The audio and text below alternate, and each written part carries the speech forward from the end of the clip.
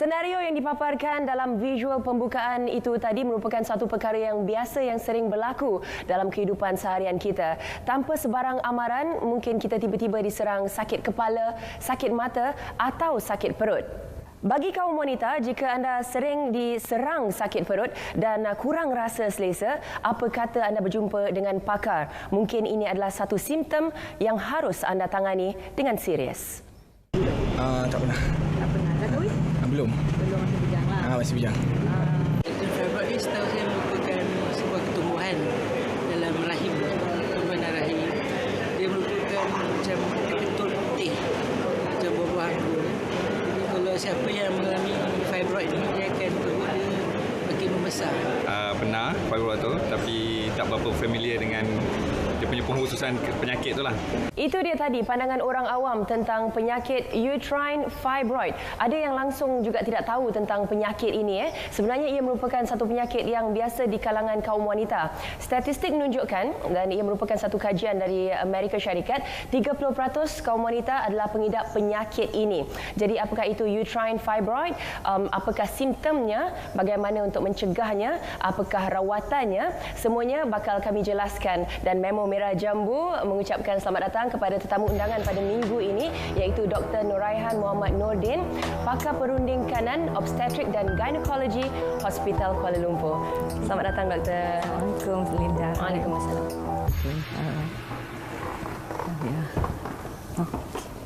Baik, Doktor.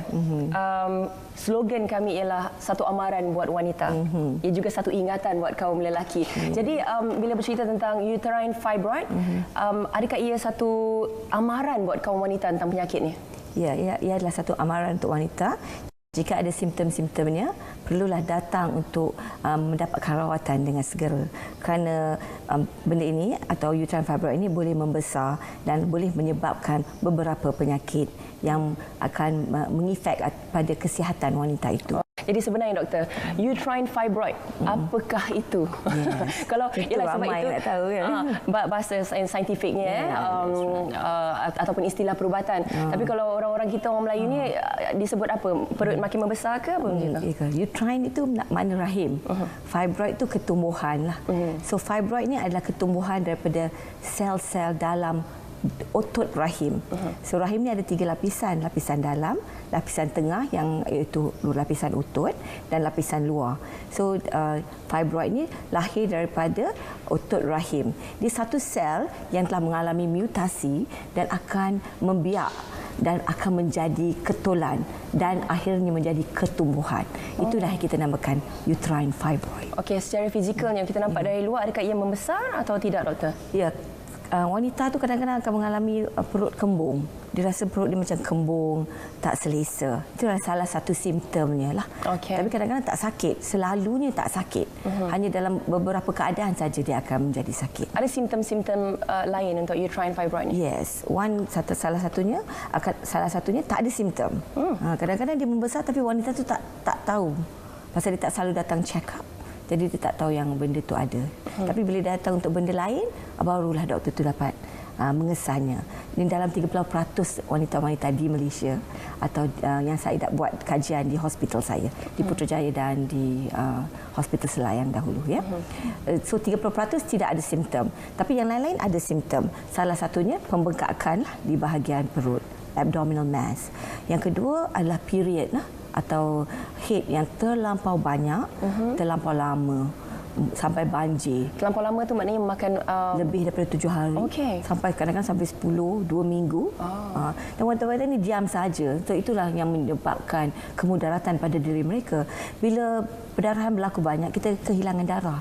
So bila kita kehilangan darah, kita rasa letih, lesu, tak bermaya. Dan bila kita punya HB drop tu, kadang-kadang kita boleh sesak nafas dan boleh mendapat kegagalan jantung jika kehilangan terlampau banyak darah. Ini adalah antara kesan-kesannya lah.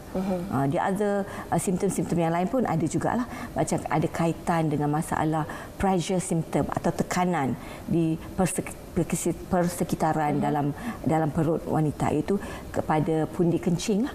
Jika dia tekan pada pundi kencing, dia akan kerap pergi buang air kecil. Dan jika dia tekan kepada bahagian belakang, iaitu tempat buang air besar, dia mendapat sembelit.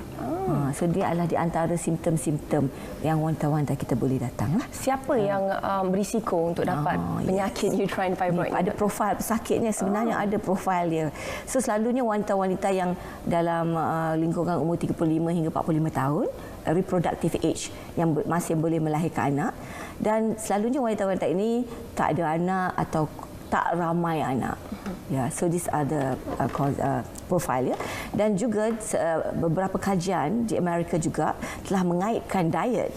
Dan didapati dalam satu kajian, dia menunjukkan mereka yang suka makan daging merah dan meminum alkohol, terutama sekali bir, ada kaitannya dengan meningkat risiko untuk mendapat uterine fibroid.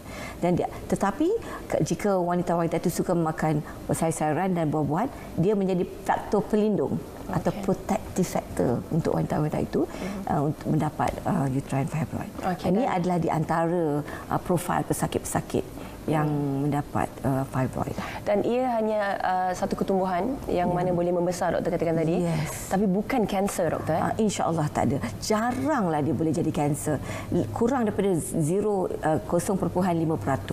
Ramai yang tahu tentang penyakit fibroid ini, dikatakan boleh mengakibatkan keguguran dan kurang kesuburan. Namun kita kurang pasti kenapa ianya berlaku dan bagaimana ianya berlaku. Doktor akan jawab sebentar lagi. Apa kata sekarang kita saksikan apa yang bakal dikatakan oleh pakar rawatan alternatif pula. Saksikan.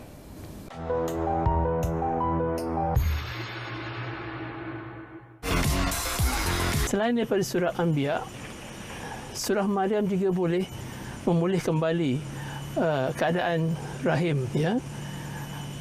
Contohnya ayat 31 hingga 48. Maklum balas yang kami terima daripada pesakit-pesakit yang telah mengamalkan ayat ini, banyak mengatakan keadaan mereka makin sihat setelah mengamalkan ayat-ayat ini. Yang ramai kes-kes yang sukar untuk mereka dapat anak, yang itu masalah ketidaksuburan. Setelah mereka mengamalkan ayat Maryam 31:48, alhamdulillah dengan keizinan Tuhan, mereka insya-Allah dikurniakan zuriat. Terima kasih kepada anda yang terus setia bersama saya Linda On dalam Memo Merah Jambu. Satu amaran buat wanita, satu ingatan buat kaum lelaki. Tadi kami tinggalkan anda dengan pandangan ataupun pendapat daripada pakar rawatan alternatif tentang uterine fibroid. Kembali semula bersama dengan Dr. Nuraihan. Uterine fibroid ni, awal tadi saya ada cerita tentang masalah kesuburan dan juga mengalami keguguran. Mungkin doktor akan ceritakan lebih lanjut tentang itu. Tapi doktor nak tahu, jika seseorang wanita telah disahkan mengidap penyakit uterine fibroid ni, doktor, apakah rawatan yang diberikan oleh pakar kepada wanita tu? Okey, dia bergantung kepada apa yang wanita itu hendak. Sama ada dia nak hendak ke atau tidak. Atau dan lagi satu tu bergantung kepada fibroid itu sendiri, the size, lokasi dia dan berapa banyak fibroid itu. Kita ada beberapa rawatan yang kita akan bagi. Satu, konservatif. Konservatif means kita tak buat apa-apa, tapi kita membuat pemantauan sahaja. Tapi ini bukan semua wanita yang boleh melalui rawatan ni. Ini hanyalah kalau fibroid itu kecil, tiada simptom dan kita tahu memang itu adalah uterine fibroid. So dalam kes ini kita akan memantau sahaja. Wanita itu dia akan dapat membuat rawatan susulan dan kita akan melihat saiz fibroid itu membesar atau tidak, atau dia akan mendapat simptom. Okey doktor, bercakap pasal saiz, sedikit saya mencelah. Saiz dia biasanya berapa besar tu, doktor? Kalau dia selalunya kurang daripada 5 cm. Okey. Dan dia tidak membawa kepada tanda-tanda seperti perdarahan yang banyak. Dan we can leave it alone. Itu peringkat yang pertama lah. Peringkat yang pertama lah. Peringkat yang awal. Tetapi kalau masalah berlaku, jika perdarahan yang banyak, memerlukan transfusi darah dan HB dia atau darah dia rendah, dan dalam kes-kes ini kita terpaksa membuat rawatan. Ada beberapa rawatan. Satu, rawatan medikal, iaitu menggunakan ubat-ubatan. Adakah ia berkesan? Dan kedua adalah rawatan menggunakan surgery lah atau pembedahan. Saya tahu ramai wanita takut bila kita kata pembedahan, tapi kadang-kadang terpaksa membuatnya, ya. untuk memulihkan keadaan. So untuk rawatan medikal, kita ada beberapa ubat yang kita boleh bagi untuk mengecutkan fibroid itu. Ketumbuhan itulah. Tapi wanita-wanita bila dia dengar, dia sukalah, dia nak itu, dia tak nak pembedahan. Tetapi malangnya ubat-ubat ini hanya untuk sementara saja. Selalunya kita gunakan sebelum kita membuat pembedahan untuk mengecutkan fibroid itu. Pasal kalau kita bagi untuk jangka masa panjang, dia boleh menyebabkan kesan sampingan yang teruk seperti boleh menyebabkan tulang yang rapuh. Tetapi di sebalik itu ada juga kajian-kajian yang baru, yang ada setengah-setengah ubat baru yang kita dapati yang boleh mengecutkan fibroid, tetapi ia masih dalam peringkat kajian. Sekarang ini kita teruja kerana ada beberapa ubat-ubat baru yang telah didapati yang boleh mengecutkan fibroid. Tetapi kajian-kajian masih dilakukan. So kita perlulah melihat apakah keputusan mereka. Ya doktor, saya nak pergi agak detail lagi sekarang ini. Pembedahan dilakukan di luar atau di bahagian dalam? Di bahagian dalam. Bahagian dalam. So ada dua pembedahan yang selalu kita lakukan lah. Satu itu membuang fibroid saja. Kita buka, kita korek atau kita buang saja fibroid itu. Kita namakan myomectomy, atau kita buat pembedahan rahim. Ya. Tapi itu mengikut kriteria lah. Baik. Jika wanita tu nak anak lagi, kita tak akan buang rahim lah. Kita buang fibroid sajalah. Baik doktor. Tapi kalau dia dah cukup anak, kita akan buang rahim. Tapi kalau kita buang fibroid je, ada risiko ia akan berulang kembali. Itu masalah dia. Dan wanita-wanita perlu tahulah. So untuk memulihkan is actually hysterectomy atau pembedahan pembuangan rahim. Okey. Saya pasti ramai wanita yang sedang menonton sekarang risau. Mesti fikir macam mana cara nak mencegah fibroid ini supaya tidak terjadi padanya. Ada cara pencegahan dan boleh doktor terangkan penyebab. Apa yang menyebabkan uterine fibroid? So actually penyebabnya pasal dia ketumbuhan. So tak tahu apa penyebabnya. Because berlaku sel mutasi. Apa yang menyebabkan mutasi kita tak tahu. Tetapi ada associated factors. Iaitu one, it could be genetic, faktor-faktor genetik, berinteraksi dengan faktor-faktor hormonal dan faktor-faktor persekitaran. Persekitaran macam awal tadi doktor beritahu. Diet wanita itu kan. And then genetic race. In Amerika, the black race, ya, mereka mempunyai risiko yang tinggi. Ada kajian yang mengatakan sampai 70%. Walaupun yang lain mengatakan 30%, ya. So these are the factors lah yang boleh menyebabkan atau menyebabkan association pada jadinya fibroid. Okey, jadi yang mengidap uterine fibroid ni doktor, ada kemungkinan untuk ada masalah ketidaksuburan, susah nak dapat anak, atau mungkin ia boleh hamil tapi mudah ada keguguran ke? Mungkin boleh doktor terangkan? Soalan yang sungguh bagus. Because adakah wanita ramai tanya, kalau saya fibroid boleh tak saya mengandung, ya? So saya nak beritahu tak semua fibroid yang menyebabkan kurang kesuburan. Saya ada pesakit-pesakit yang mengandung yang ada fibroid. Nanti saya tunjukkan gambar-gambar dia, ultrasound pictures, ya, menunjukkan baby itu ada dengan fibroid sekali, ya. So ada setengah-setengah menyebabkan keguguran, tapi sebab di mana? Ya, di mana lokasinya berada. Jika dia berada dalam rahim, yes, dia boleh menyebabkan kurang kesuburan wanita itu, kerana ia akan menghalang implantasi embrio kepada dinding rahim lah. So selalunya submucous lah kita namakan dalam rahim. Dan juga kurang kesuburan boleh berlaku jika ia berada dalam otot. Kajian dilakukan, ia berada dalam otot itu sendiri pun boleh menyebabkan kurang kesuburan. Tetapi kalau fibroid itu di luar atau di bahagian serosa kita panggil, fibroid ini tidak akan mengganggu pregnancy atau kesuburan wanita itulah. Okay. Dan doktor, jika ada wanita yang sekarang tidak ada simptom itu langsung, cuma bila dah dengar penjelasan doktor ni rasa macam risau, kena pergi cek juga kan? Boleh seorang wanita itu pergi cek? Yes, sepatutnya wanita perlu datang. Di kalangan usia? No, mereka patut datang, terutama sekali mereka yang telah berkahwin dan anak. Mereka patut datang untuk ujian pap smear. Itu penting. Pap smear itu untuk mendapat tahu sama ada kanser pangkal rahim. Selalunya kena buat tiap-tiap 3 tahun sekali. So kalau wanita ini selalu datang untuk untuk check up berkala macam ni, insya-Allah kalau ada fibroid di peringkat awal kita akan mengesannya. Baik doktor, ada kaedah lain tak selain daripada pembedahan? Yes, ada sebenarnya kaedah-kaedah yang baru. Ada 2 kaedah yang kita tak payah melalui pembedahan. Salah satunya is uterine artery embolization. Uterine is saluran darah, uterine artery. Embolization tu kita block. Jadi apa yang kita buat, kita akan blok saluran darah kepada rahim ini yang supply fibroid. So fibroid tu boleh kecut. Tapi dia ada kriteria-kriteria lah untuk membuat pembedahan ini. Dia adalah satu prosedur ini adalah salah satu alternatif lah. Dan lagi satu yang baru adalah menggunakan MRI dengan high frequency ultrasound. That means kita gunakan MRI untuk menengok lokasi fibroid itu, dan kita gunakan ultrasound yang berintensiti tinggi untuk zap fibroid itu. Kita hanya merancang, Tuhan saja yang menentukan segala-galanya. Jika anda rasa anda bernasib malang dengan menghadapi penyakit uterine fibroid ini, ada yang senasib dengan anda, ada mungkin yang lebih teruk nasibnya daripada anda. Sebentar lagi bakal berkongsi dengan kita ialah seorang pesakit uterine fibroid. Jadi jangan ke mana-mana, terus menonton Memo Merah Jambu. Terima kasih kepada anda yang setia bersama kami dalam Memo Merah Jambu, satu amaran buat wanita, satu ingatan buat kaum lelaki, bersama saya Linda On dan juga Dr. Nuraihan. Hari ini berbincangkan tentang penyakit uterine fibroid. Macam-macam dah kita dengar penjelasan daripada Dr. Nuraihan tadi, dan seperti mana yang dijanjikan, sekarang kita bersama dengan pesakitnya pula. Kami di Memo Merah Jambu mengucapkan selamat datang kepada Puan Wan Laili. Puan.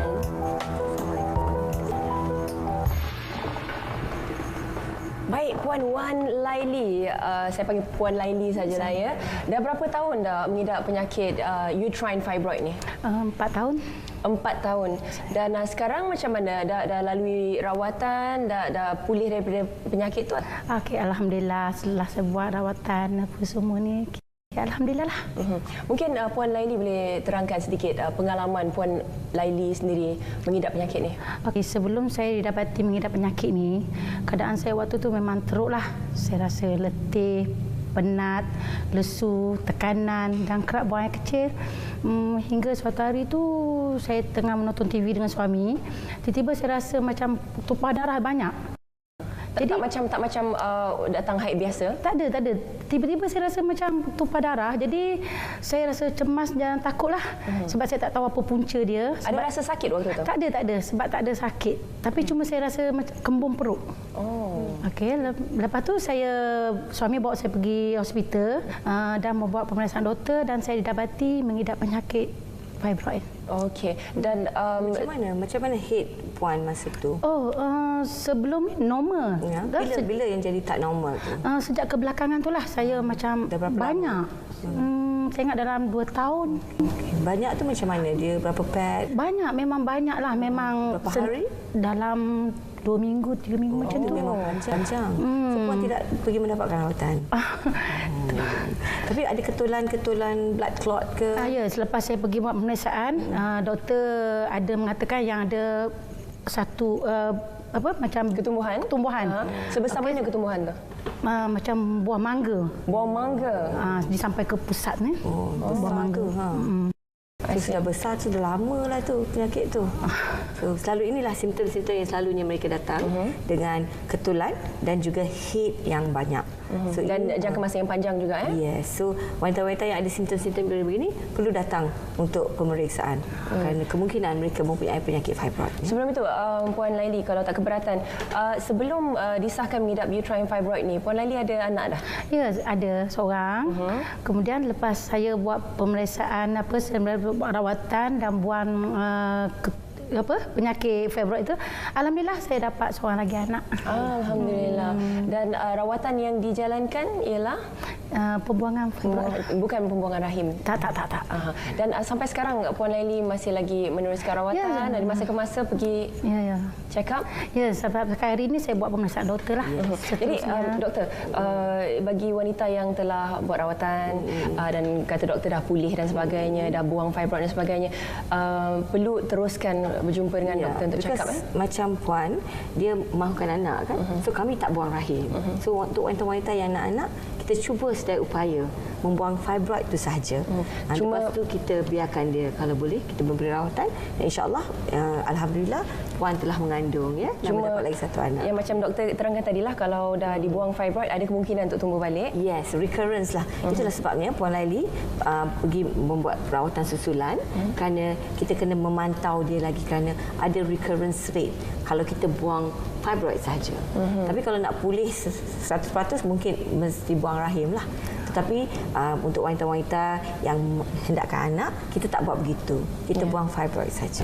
Jadi Puan Laili mungkin ada nasihat kepada wanita yang sedang menonton sekarang ini yang belum kena penyakit ini, yang risau akan penyakit ini atau mungkin sedang menghadapi penyakit uterine fibroid ni. Okey, saya nasihatkan pada wanita di luar sana, jika berlaku period yang tidak normal ataupun banyak ataupun rasa ada bengkak di dalam perut, cepat-cepatlah berjumpa dengan doktor supaya kita dapat tahu apa punca penyakit sebenarnya. Okey, terima kasih banyak Puan Laili. Sama. Dan jaga kesihatan, salam suami anak-anak semua. InsyaAllah. Dr. Naraihan, terima kasih banyak atas penjelasan panjang lebar tadi tentang uterine fibroid. Saya pasti penjelasan itu membawa kesedaran kepada wanita yang menonton Memo Merah Jambu ini. Dan kepada anda, terima kasih banyak juga kerana sudi bersama kami dalam Memo Merah Jambu. InsyaAllah minggu depan kami kembali lagi dengan satu lagi topik yang menarik. Sebelum saya, Linda On, mengundurkan diri, saya ingin berpesan kepada anda, hargailah kehidupan ini. Jika ada penyakit atau musibah yang melanda, anggaplah ia hikmah di sebalik kejadian. Sehingga berjumpa lagi. Assalamualaikum. Bye-bye.